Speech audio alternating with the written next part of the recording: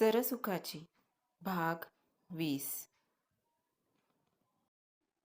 घरात लग्नाचा विषय निघाला आणि गौरी पूर्ण कोलमडून गेली. दुसऱ्या दिवशी ती प्रभाकररावांना घेऊन हॉस्पिटलमध्ये गेली. प्रभाकररावांचा BP अजूनही थोडा वाढलेलाच आहे. मी एक नवीन गोळी सुरू करतो. कोणत्याही प्रकारचा मानसिक ताण येणार नाही याची अगदी काटेकोरपणे दक्षता घ्यावी लागणार आहे. छोटीशी चूकही धोक्याची पातळी गाठवू शकते. गौरी हॉस्पिटलमधून परत येताना तिच्या कानात अजूनही डॉक्टरांचे शब्द फिरत होते. ऑटो रिक्षाच्या बाहेर बघत तिनं अश्रूंना वाट मोकळी करून दिली होती. घरी गेल्यावर सुलभाताईंना आणि आत्याला तिनं डॉक्टरांचं म्हणणं सांगितलं. दोघींच्या चेहऱ्यावर काळजीची लकीर उमटली. दुपारी गौरीनं घरात काहीतरी बहाणा सांगितला आणि ती तडक STD बूथवर गेली. तिनं प्राचीला फोन लावला. झालेल्या सगळ्या गोष्टी तिला सांगून गौरीचं मन थोडं मोकळं झालं. प्राची, मल्हारला एखादा फोन करून बघ ना. मी तुला फोन लावण्याआधी त्याला फोन लावला होता, पण त्यानं जो नंबर दिलाय त्यावर कोणीच फोन उचलत नाहीये. गौरी प्राचीसोबत बोलत होती. ठीक आहे गौरी, मी त्याला फोन करते. त्याचा तो मित्र सुयश आहे ना, त्यालाही फोन करून बघते. उद्या दुपारी मीच तुला कॉल करून अपडेट देते. तू बाहेर येऊ नकोस फोन करायला. मी तुझ्या घरी फोन लावते. काळजी घे. प्राचीनं बोलून फोन ठेवला. गौरीनं परत एकदा मल्हारला फोन लावला. तिकडून काहीच रिस्पॉन्स आला नाही. गौरी घरी गेली. प्रभाकरराव शांतपणे झोपून होते.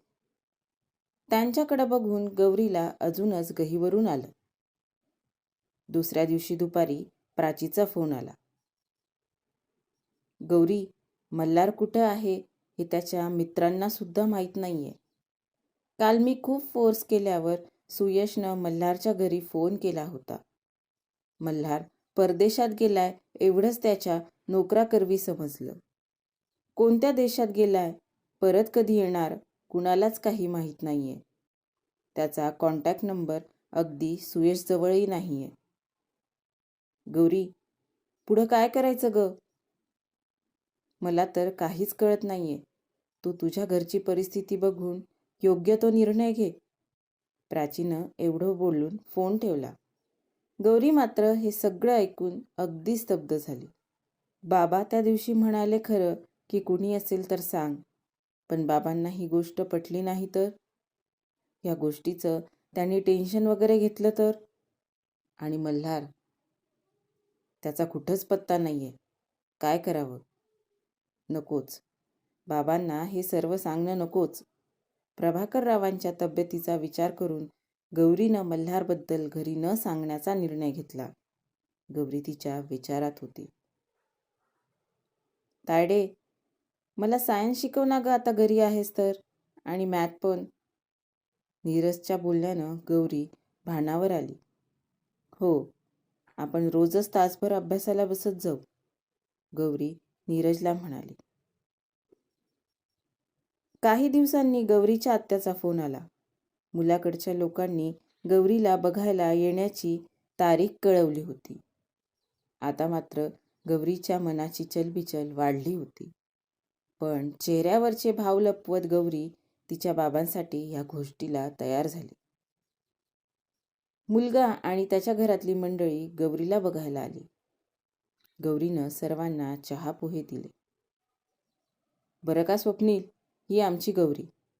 आत्यानं गौरीची आणि त्या मुलाची ओळख करून दिली. गौरीनं स्वप्नीलच्या चेहऱ्याकडे पाहिलं. स्वप्नील दिसायला अगदीच साधारण होता. राहणीमानही अगदी साधंच होतं. स्वप्नील, तुला काही विचारायचं असेल तर विचार, आत्या म्हणाली. नाही, तुम्ही सांगितलंच आहे की सगळं, स्वप्नील अदबीनं म्हणाला. गौरीनं त्याच्याकडे पाहिलं. कुठं तो हँडसम, स्टायलिश, डॅशिंग मल्हार आणि कुठं हा?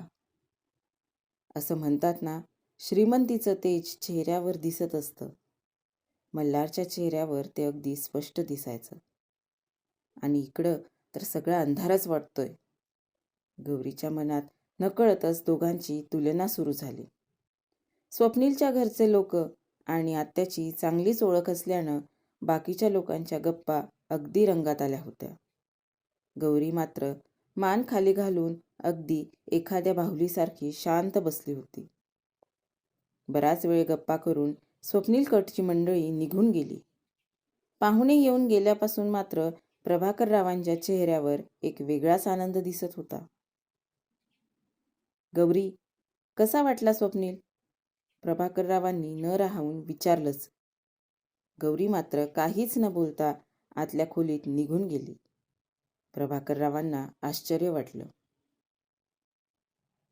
प्रभाकरा, अरे द्विधा मनस्थिती असते मुलींची. नवीन नात्यांना स्वीकारणं, आपलं घर सोडून जाणं सोपं असतं होय? तिला वेळ घेऊ दे. मुलांकडचाही निरोप येईल काही दिवसात. मग ठरवू आपण सगळं.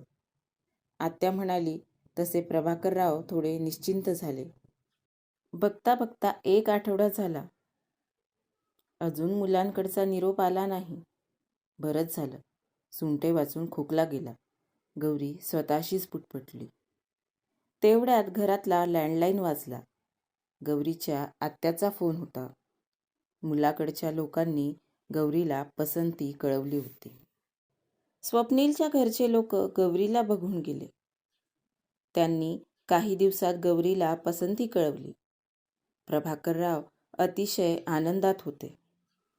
गौरी, तुला पसंत आहे ना मुलगा? प्रभाकररावांनी गौरीला विचारलं. बाबा, मी तुमच्या शब्दाबाहेर नाहीये. मला माहितीये तुम्ही माझ्यासाठी योग्य तोच निर्णय घ्याल. प्रभाकररावांच्या चेहऱ्यावरचा आनंद बघून गौरी पुढं काहीच बोलली नाही. ज्याच्यासाठी ह्या स्थळाला नकार द्यावा त्याचा कुठंच पत्ता नाहीये. गौरी स्वतःवरच चिडली होती, पण मनातला राग तिनं मनातच दाबून ठेवला. सुलभा, अक्का म्हणत होती पुढच्या आठवड्यात आपल्याला मुलाकडे जायचंय. त्यांचं घरदार बघून घेऊ आणि लग्नाची बोलणीही तिकडंच करून येऊ. गौरीच्या मामाला फोन करून सांगून ठेवतो जाण्याबद्दल. प्रभाकरराव आनंदात सुलभाताईंना म्हणाले. सुलभाताईंनी लगेच आपल्या भावाला फोन लावला. गौरीच्या लग्नाचं ऐकून मामाही खुश झाले. आठवडाभरानं प्रभाकरराव, सुलभाताई, गौरीची आत्या आणि गौरीचे मामा स्वप्नीलच्या घरी गेले. गौरीच्या बहिणी स्मृती आणि प्रगती दोघी बाहेरगावी शिकायला होत्या. नीरज 11वीला होता. तोही ट्युशनला गेला होता. गौरी घरी एकटीच होती. मल्हारनं दिलेल्या नंबरवर तिनं एकदा परत कॉल करून पाहिला, पण तिकडून काहीच रिस्पॉन्स मिळाला नाही. गौरीच्या डोक्यात मल्हारच्या आठवणींचं वादळ उठलं होतं. मल्हारसोबतचा एक एक क्षण तिच्या डोळ्यासमोरून अगदी झरझर जात होता. गौरी अगदीच सैरभैर झाली होती. नाही मल्हार, तुझ्याशिवाय जगणं सोपं नाहीये. जगणं सोपं नाहीये म्हणजे मग मरणं. खरंय, सगळेच प्रश्न सुटतील ना? गौरीच्या डोक्यात त्या विचित्र विचारांनी आपलं घर केलं होतं. गौरी घरात अस्वस्थपणे फेऱ्या मारत होती. तितक्यात तिचं लक्ष तिच्या आईच्या साडीकडे गेलं. तिच्या मनातला नको तो विचार अजूनच दृढ झाला. तिनं खुर्ची आणली, पंख्याच्या खाली ठेवली. खुर्चीवर चढून तिनं पंख्याला साडी बांधण्याचा प्रयत्न सुरू केला. तेवढ्यात दारावरची बेल वाजली. गौरीनं मनाचा हिय्या करून परत साडी पंख्याला बांधण्याचा प्रयत्न सुरू केला, पण दारावरची बेल परत वाजली. गौरीनं धावत जाऊन साडी होती त्या ठिकाणी ठेवली. दारावरची बेल सतत वाजत होती. गौरीनं दरवाजा उघडला. समोर तिचे आई, बाबा आणि मामा उभे होते. बाबा, आलात पण? गौरी म्हणाली. तासाभराच्या अंतरावर गाव आहे त्यांचं. स्वप्नील मुंबईला जॉब करतो. म्हणून आम्ही काय मुंबईला गेलो नव्हतो, प्रभाकरराव म्हणाले. तिघे आत आले. बरं का गौरी, साखरपुडा वगैरे या भानगडीत न पडता लग्नाचीच तारीख ठरवली आहे. 1 महिन्यानंतरची, मामा म्हणाले. 1 महिन्यानंतर?